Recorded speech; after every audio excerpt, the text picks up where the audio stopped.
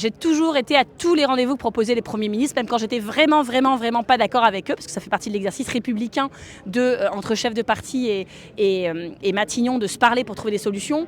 Là, François Bayrou, vous savez bien que dans quelques jours, il ne sera plus Premier ministre. Et donc, je trouvais que mon temps était mieux dépensé, par exemple, aujourd'hui à la foire de Châlons, ou demain à proposer nos solutions pour préparer l'alternance et enfin une vraie cohabitation.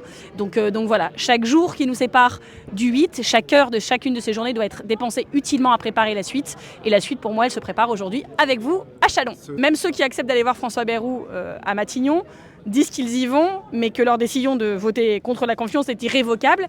Et ceux qui sont déjà allés, c'était hier, c'était le Parti communiste, sont sortis en disant écoutez, c'était très long, ça n'a pas servi à grand chose et il veut en fait infléchir sa position sur rien.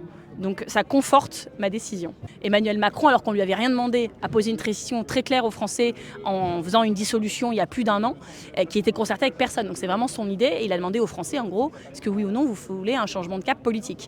Et les Français, certains qui ont voté pour nous, d'autres qui n'ont pas voté pour nous, puis même certains qui n'ont pas voté du tout, sont quand même très majoritaires à vouloir oui un changement de cap des politiques dans ce pays. Et la démocratie veut que quand on demande une élection, on suive le résultat. Ça se serait passé comme ça dans n'importe quel pays d'Europe. On dirait mais qu'est-ce qu'ils font? Pourquoi ils ne respectent pas les élections? Là, ça se passe en France. On nous a expliqué pendant très longtemps qu'en fait, on ne pouvait vraiment pas nommer le NFP parce qu'il y avait un sujet principal qui était la stabilité politique et que le seul qui pourrait obtenir sa stabilité, c'était Michel Barnier. Mais écoutez, je constate que Michel Barnier, c'est le Premier ministre qui a duré le moins longtemps de toute la Ve République. Donc c'était vraiment une stratégie de champion du monde.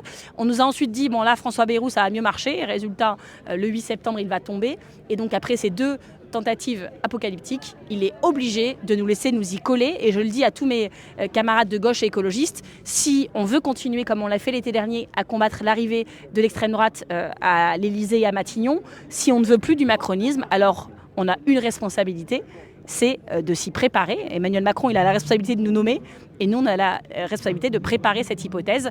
Et ça va se passer très vite. Après le 8, je l'imagine, je n'ose imaginer les choses autrement.